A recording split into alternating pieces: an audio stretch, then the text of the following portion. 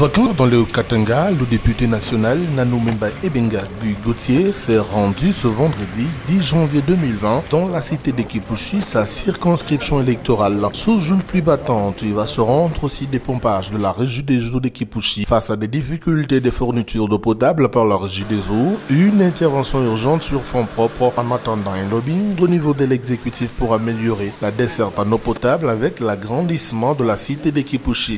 Le constat pour moi, il est quand même mitigé, c'est que pour le captage d'eau de la régie des eaux, c'est que c'est un projet vraiment abandonné. Et à l'immédiat, j'ai décidé que la régie des eaux me remette l'état de besoin, qu'on réhabilite les deux pompes qui existaient et qui n'existent plus parce que là, ils sont en train de faire 15 mètres cubes par heure. Aussi longtemps, le besoin de Kipushi est de faire plus ou moins 80 mètres cubes par heure. Mais le reste, nous le verrons avec le gouvernement provincial et le gouvernement central. Accompagné de l'administrateur du territoire de Kipushi, l'honorable Nanou-Memba Ebenga est allé ensuite se rendre compte de l'évolution des travaux de construction de la prison Boma de Kipushi. Une occasion pour lui de louer l'engagement des gouvernements Jacques Kaboula Katoué. À la prison de Kipushi, là je félicite l'excellence Kaboula qui garde à cœur le territoire de Kipushi. Lui qui ne cesse de prêter son attention à toutes nos demandes.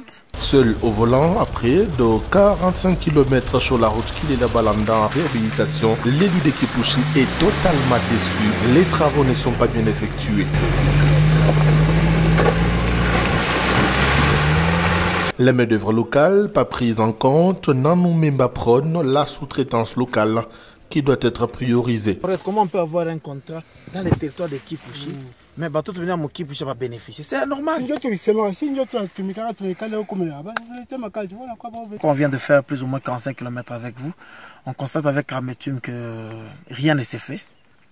Nous constatons l'arrêt de travaux, on ne sait pas pourquoi. C'est pourquoi à l'immédiat, on va convoquer la société qui a gagné ce marché. Mais il est vrai qu'au finish, nous devons comprendre que nous devons changer les choses.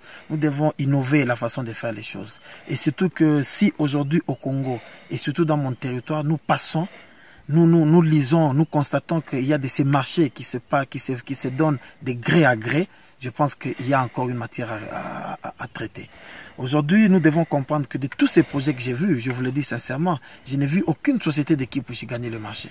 Que ce soit la société qui réhabilite cette route, on me dit que c'est une société inexistante parce que je n'ai vu aucun engin, aucun personnel. Sur le chemin de retour, des encouragements aux cultivateurs qui ont répondu à l'appel des autorités pour s'investir dans la logique de l'autosuffisance alimentaire.